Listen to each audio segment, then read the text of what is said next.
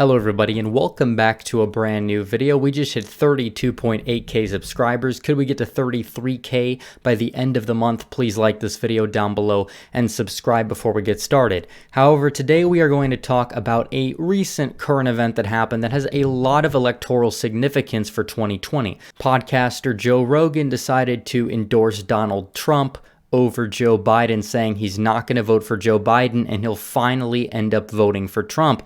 This is significant mainly because Joe Rogan supported Bernie Sanders, came out and endorsed Bernie Sanders, and basically Bernie Sanders' campaign even promoted the fact of this endorsement. And the Joe Rogan endorsement is necessarily something that is kind of big and underrated. I mean, the guy has an extremely big platform. He basically communicates to people on the right, people on the left, people on the center, and basically he's kind of, I guess you could say, a free-thinking centrist. I wouldn't say he's a complete and total liberal. I wouldn't say he's a complete and total conservative. He's kind of in the middle. But basically, it's very significant that he's saying that he's not going to vote for Joe Biden and he's probably going to vote for Trump. And it's very significant for many reasons. Basically, a lot of Bernie Sanders supporters are thinking the same thing. If you look at this article, that's kind of what they said. Basically, it's saying Joe Rogan confirmed that Bernie Sanders supporters aren't necessarily going to back him. Yes, he'll get a lot of Bernie fans that are just the totally anti-Trump crowd, but what about those independents? What about those centrist independent people? They're not necessarily going to go out there and endorse a candidate, then just vote for the same Democrat. They're going to look at both sides. If you're an independent, maybe you're a centrist independent, even if you are a left-leaning independent, you're going to say, hey, wait a minute, what's Biden going to do that's even going to fit my agenda? Maybe Biden doesn't have a health care plan that's really any better than what Trump is put out. And if that's what they're thinking, they might just not vote at all, which is very important. Or they say, hey, wait a minute, it's my civic duty to vote. I'm just going to go out and vote for Trump. We'll give him 4 more years. This is essentially a good thing for battleground states when you see this. Places like Florida, where you saw some polls that had like 20% of Bernie Sanders supporters going to Donald Trump in Florida. You saw this Florida. I mean, there's a lot of Bernie Sanders supporters in places like the Midwest, and this is necessarily going to be a good thing. It's a very symbolic move that Joe Rogan took and basically came out here and said, hey, wait a minute, I'm not going to go and vote for Biden. I'm not going to sit here and vote against Trump. I was voting for Bernie Sanders, and I don't like Biden because Biden is not necessarily fit to run the country in terms of a physical and mental standpoint. And basically, in the rationale behind this, he basically says he doesn't think Biden can handle anything. He said he'd rather have Trump than Biden because Trump is controlling his own ship. Whether you think he's perfect at it, that's a whole nother discussion. But Biden is just mentally not there. You watch the guy speak, you can tell he's all over the place. If you watch him in 2012, watch him at the 2008 or 2012 vice presidential debates, it's like watching an entirely different person. So basically, a lot of people are saying, hey, this guy can't run anything. He's too weak. He's going to be controlled by his cabinet, which is basically going to be Obama's cabinet.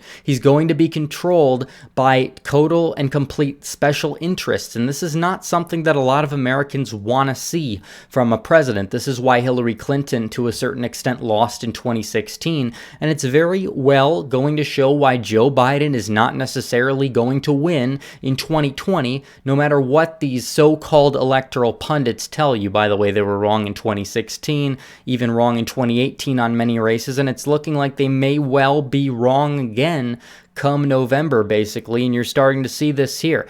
Yes, this is anecdotal evidence of one individual, but he's got a platform with millions and millions of people. He's the most popular podcaster, and he's saying what a lot of people are thinking, and it's definitely going to resonate with them. And honestly, it just shows how weak Biden is. Biden is not good at energizing voters. If you've looked at primary turnout in the places where Democrats need the most, places like Detroit, Michigan, places like college towns across America, you look at even other places in Florida, places even Texas. Republicans almost outperformed Democrats in Texas turnout, despite the fact Republicans did not have a Republican primary that was even remotely contested. basically at the end of the day, it didn't matter, and people decided to not be enthused for this election, despite the fact that you had way more candidates running than last time, and it basically shows that people just don't like Biden. If Biden can't get those voters in Detroit, Michigan, or the college towns around the country to turn out for him, and Donald Trump is energizing supporters more than ever in certain places, even like exurban Dallas and things like that in Texas, Georgia.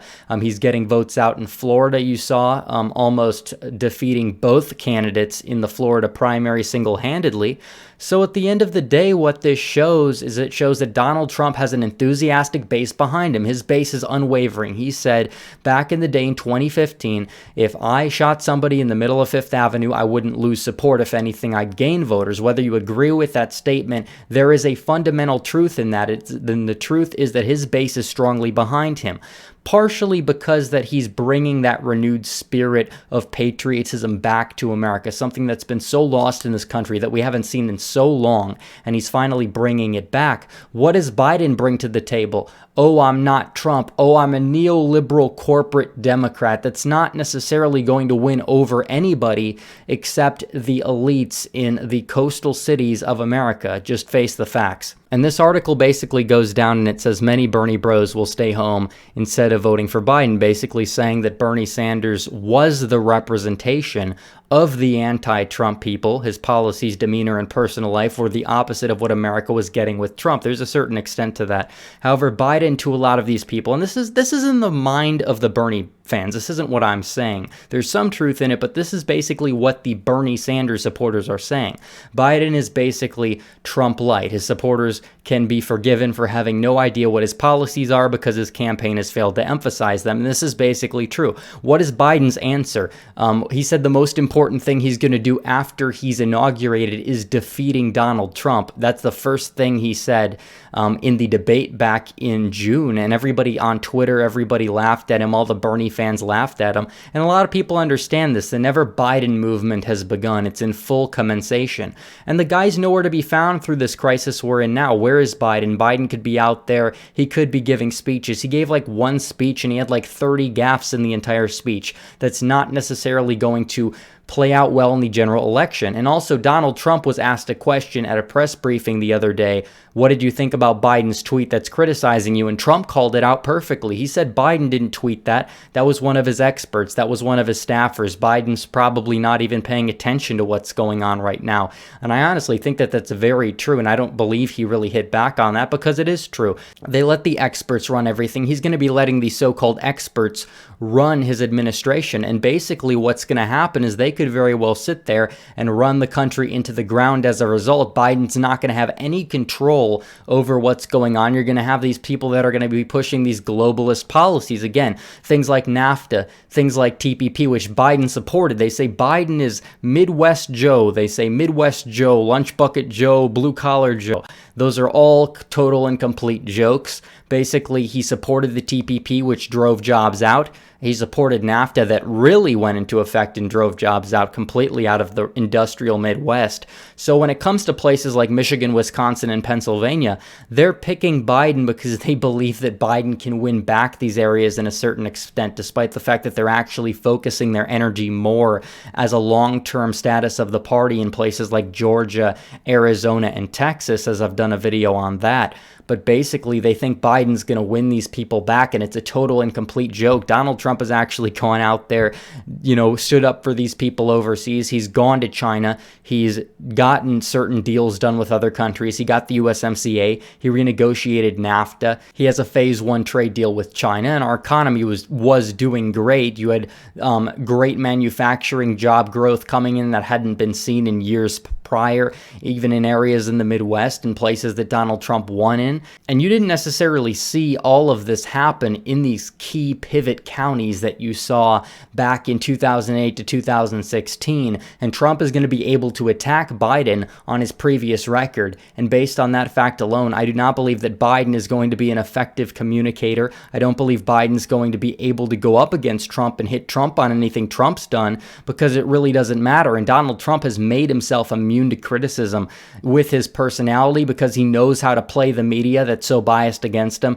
He knows how to do social media. He's got his Twitter account, and he's actually reaching people in a more populist way. Biden can't do that. Biden is a complete and total elitist. Bernie was the populist. However, Bernie was too far left on things like social issues, wanting people to come into the country and giving them free health care. And Joe Biden wants to keep illegal aliens in this country as well. Donald Trump is going to be using that in attack ads. Biden, off that fact alone, I don't believe he's going to win the state of Arizona. I don't believe he's going to have a shot in hell at Texas or Georgia or Florida. And it honestly might cost him in a place like Nevada, where you have a lot of illegal immigrants coming in and stuff like that. But anyways, this is very symbolic. This is not necessarily the be-all and end-all of the election, of course, but the fact that you have America's most popular podcaster coming out and saying, I don't want Biden to be president. He's going to have special interests controlling him in his cabinet, and honestly, Trump is better whether you like him or not, and that person voted for Bernie Sanders prior.